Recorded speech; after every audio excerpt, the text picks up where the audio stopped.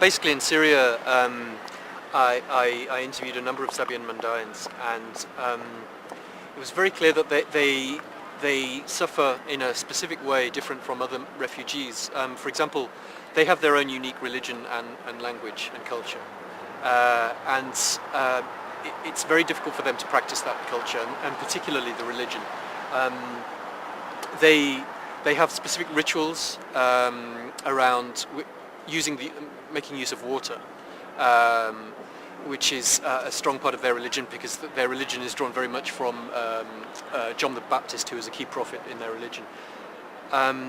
So water is a key part of all of the rituals that they have. Their services have to be held in an area which has free-flowing, clean water, a natural source of water.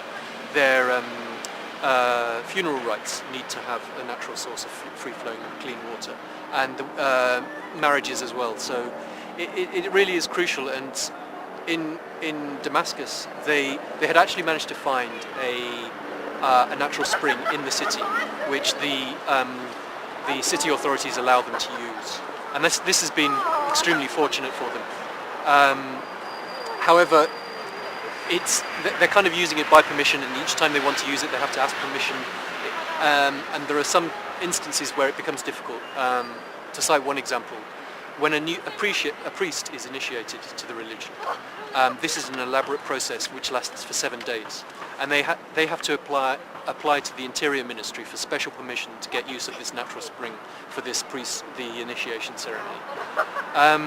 My colleague went to Jordan and interviewed Sabian Mandayans there, and it's worse there. It's the only place that they've identified to carry out their rites is about 80 kilometers out of Amman. All of the Sabian Mandayans we interviewed said that it was dirty, completely unsuitable. It's completely out in the open. So, for example, women have nowhere to change so that they can engage in the ceremonies, with the water ceremonies.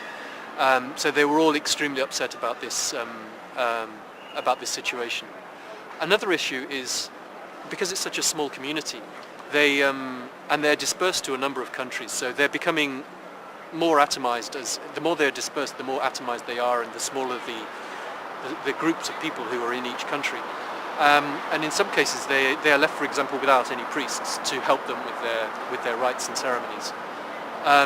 My colleague who went to Jordan also went to Sweden, and she interviewed a priest there in Sweden, who explained that he was trying to help in a pastoral way the Sabian Mandayans who were in Sweden, dotted around various locations within Sweden, but also in other countries.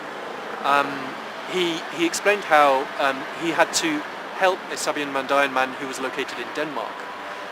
He had to explain to him over the phone how to carry out a Mandayan burial rite, which involves cleaning the body and preparing them in a specific way for burial.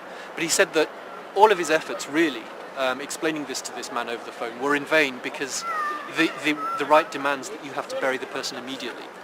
And in Denmark this isn't possible. You have, the usual bureaucracy, the body stays in a morgue, and then there's a burial. So he said that although he spent all this time on the phone explaining to this person, it was pretty much in vain.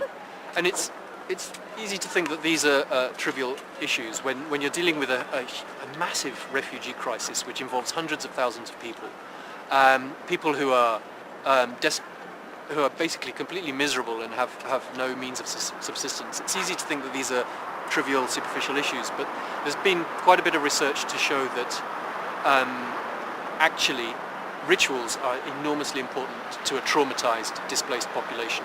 They help.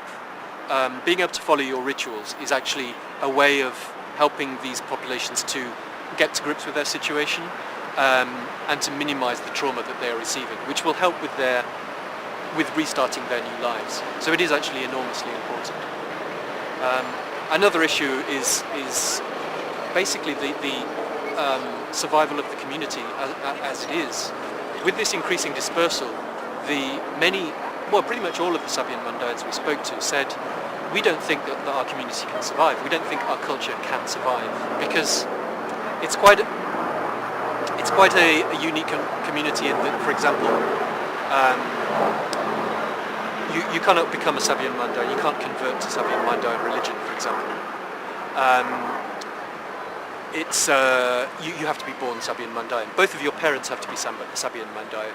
So many members of the community are being lost. If they marry out of the religion, for example, their children will not be Sabian Mandaean. So this is happening increasingly because these tiny communities are being displaced to different parts of the world, where they have to look within the community for a marriage partner, and that might not be possible. So increasingly they're looking outside of the community. So the culture is being lost, and this is a great fear for the community.